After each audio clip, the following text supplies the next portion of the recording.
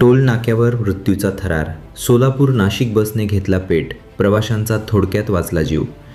नाशिक सिन्नर महामार्गावरील शिंदे टोल नाक्यावर महाराष्ट्र राज्य मार्ग परिवहन महामंडळाच्या सोलापूरहून नाशिककडे येणाऱ्या नाशिक डेपोच्या धावत्या बसला अचानक टोल नाक्यावर आग लागल्याची घटना घडली.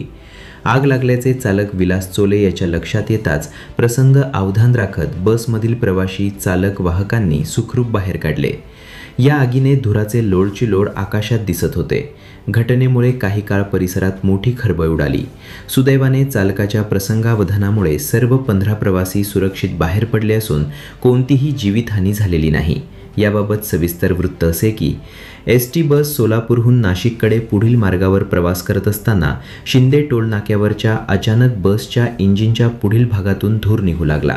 परिस्थिती लक्षात येताच चालकाने तात्काळ बस रस्त्याच्या कडेला थांबून सर्व प्रवाशांना खाली उतरवले. काही क्षणातच बसने मोठा पेट घेतल्याने आगीने भीषण रुद्ररूप धारण केले होते. नाशिक पुणा महामार्गावरील शिंदे पळसे भागातील महामंडळाची बस पेटल्याची ही दुसरी घटना आहे. राज्य परिवहन महामंडळाने ज्या नादुरुस्त अथवा खराब बस आहेत त्या व्यवस्थित दुरुस्त करूनच रस्त्यावर प्रवासी वाहतुकीसाठी सोडायला हव्या आहेत.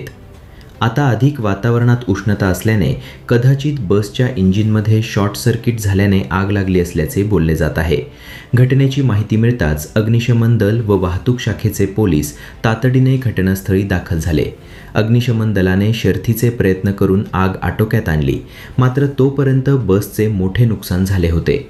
बसला शॉर्ट सर्किटमुळे ही आग लागल्याचा प्रथमदर्शनी अंदाज व्यक्त केला जात आहे. घटनेमुळे काही काळ वाहतुकीवर परिणाम झाला होता. पोलिसांनी घटनास्थळी पंचनामा करून पुढील तपास सुरू केला आहे.